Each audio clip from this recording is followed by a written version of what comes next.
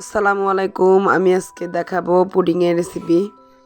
তো এই যে আমার পুডিং একদম পারফেক্ট, অনেক সুন্দর কালারফুল। আমি লাভ শেপে এটা করেছি, যেমন সফট এমন খেতে মজা। তো আমার এই ভিডিও না টেনে সম্পূর্ণ দেখলে আপনারাও ঘরে পারফেক্টভাবে পুডিং বানিয়ে খেতে পারবেন।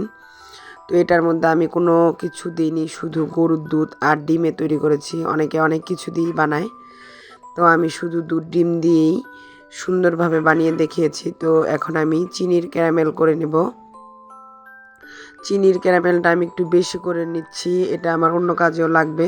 তো এই জন্য আমি একটু বেশি করে নিচ্ছি।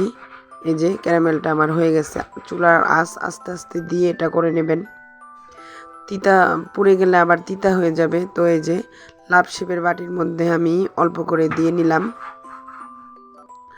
তো এটা সেট হোক, এখন আমি ডিমটা ফেটে নেব। তো এখানে আমি 1 কেজি দুধকে 1.5 পোয়া পরিমাণ করে নিয়েছি, মানে হাফ কেজিরও কম করে নিয়ে এটার ভিতরে 3টা ডিম দিয়েছি। আপনারা চাইলে 4টা ডিমও দিতে পারেন। তো 3টা ডিম দিয়ে আমি এটাকে সুন্দর করে ফেটে নেব, ফেটবো আর চিনি দেব। এখানে আমি বড় চামচের 3 চামচ দিয়ে নিয়েছি।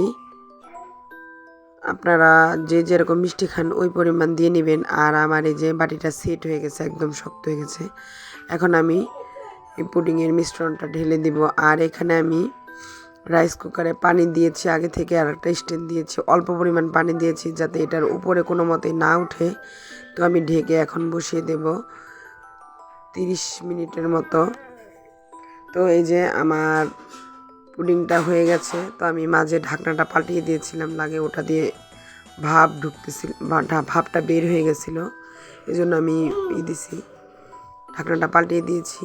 তো এই যে কাঠি দিয়ে আমি চেক করে নিলাম, কাঠিটা একদম, কাঠিতে কিছু লেগে নেই, সুন্দর হয়েছে, যে পারফেক্টভাবে হয়ে গেছে। তো এটা আমি একটু ঠান্ডা করে এটাকে আমি ঢেলে নেব। এই যে ঠান্ডা করে ঢেলে নিয়েছি, দেখেন কত সুন্দর মাশাআল্লাহ পুডিংটা।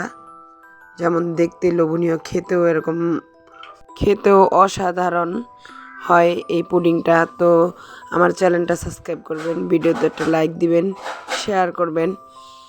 তো আল্লাহ হাফেজ, দেখা হবে নতুন কোনো ভিডিও। সে পর্যন্ত ভালো থাকবেন।